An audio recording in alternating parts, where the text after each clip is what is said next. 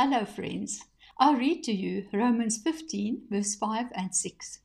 May the God who gives endurance and encouragement give you the same attitude of mind toward each other that Christ Jesus had, so that with one mind and one voice you may glorify the God and Father of our Lord Jesus Christ. Let us pray. God of patience, God of comfort, I ask you today for unity, not only in spirit, but in thought and voice.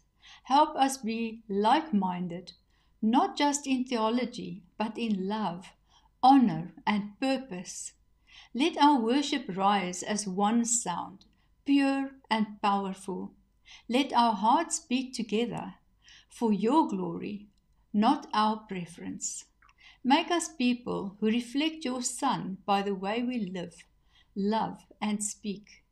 Unite your church to glorify you with one voice. In Jesus' name, amen.